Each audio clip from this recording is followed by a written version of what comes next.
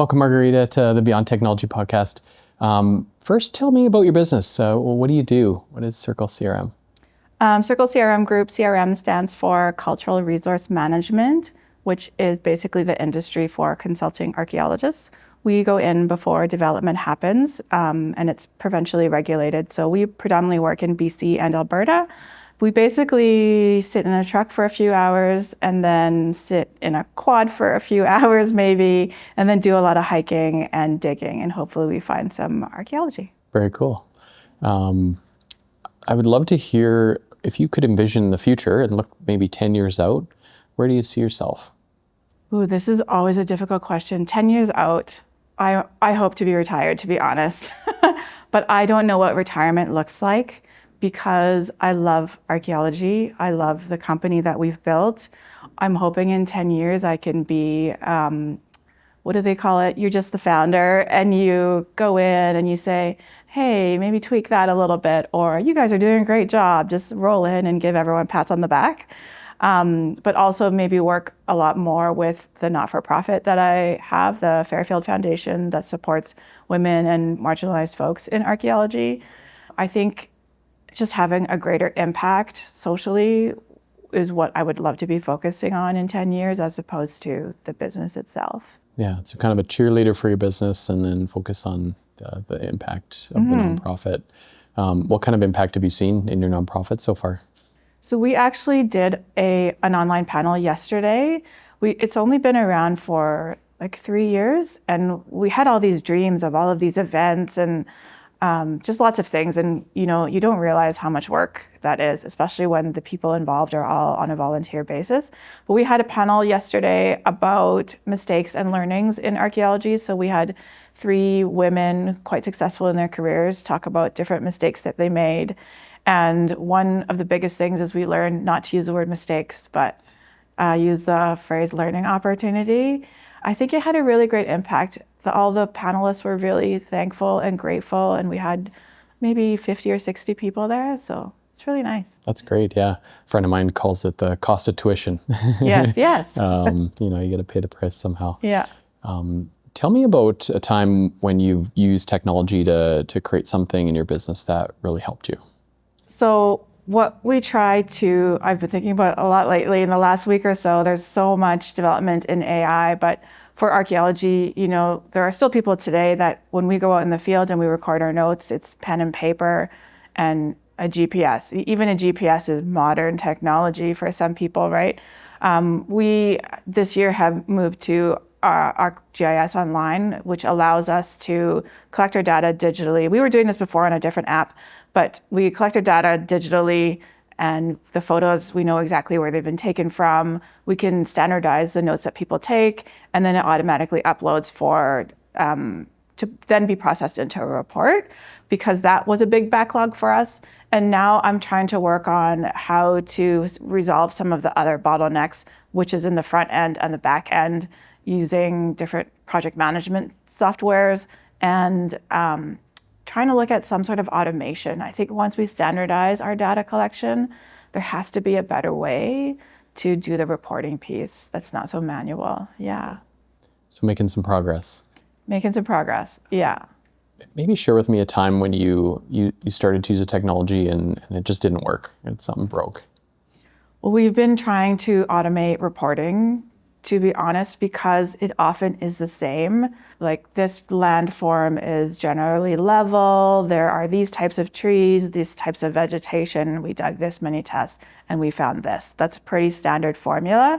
And we tried to automate it, and it was coming back as we found jade masks and these were the wrong types of trees. Like, it was just very incorrect, and we couldn't understand why. Yeah, it was really interesting. It's a good thing you checked the results. Yeah, that's awesome. And in your business, when you're thinking about technology and say you have a problem in front of you, when do you decide to use technology and when do you decide to not lean into some tool? So when I see something, immediately I'm like, we should be using technology to do this. And what can AI do? And actually just the other day, I wrote on my whiteboard, how can AI help me solve this? So I can look at it on a regular basis. I don't think we should be waiting anymore to see how technology can help us.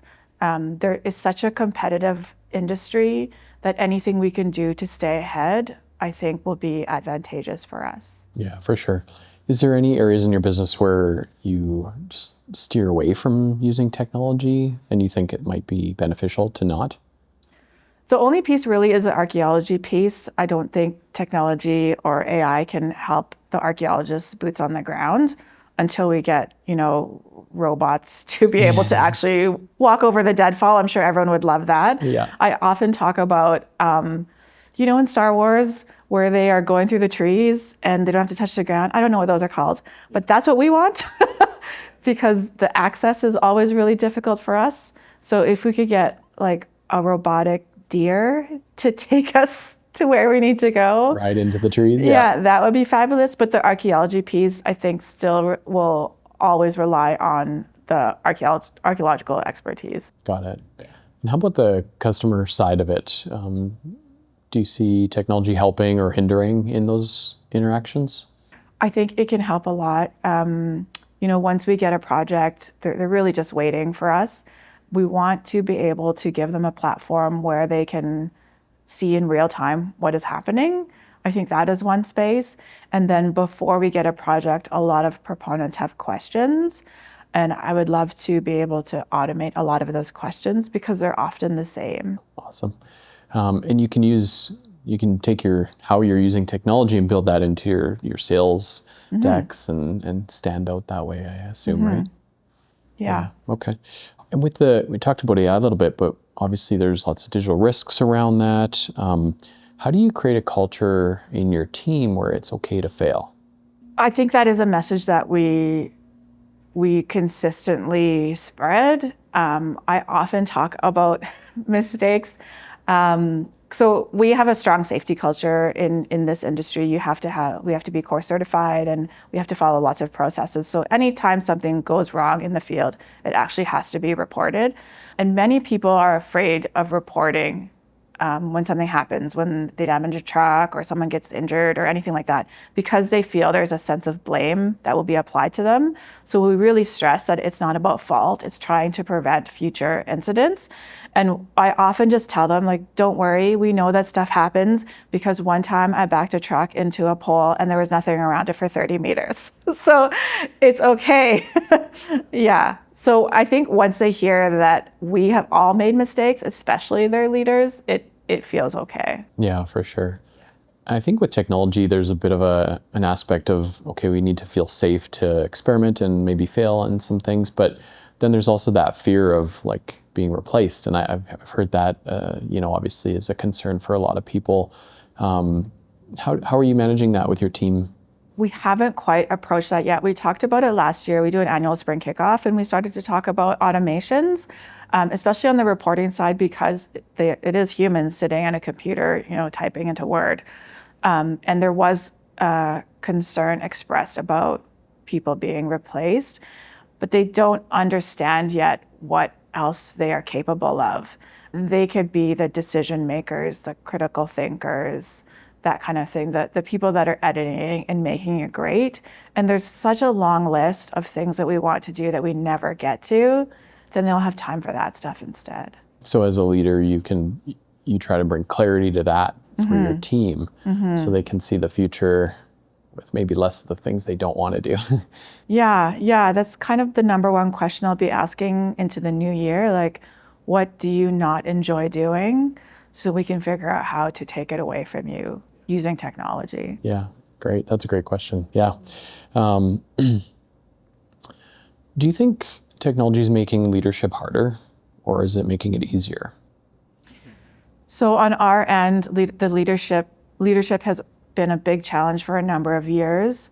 I've said recently that I think we know how to make great archaeologists, but we don't know how to make great leaders. And I don't know how to recruit a great leader either. Being in the archaeology industry, we don't have as much room in our margins to have so much overhead to hire, really expensive leaders. And I'm sure they're definitely worth it, but it's difficult for us to make that investment.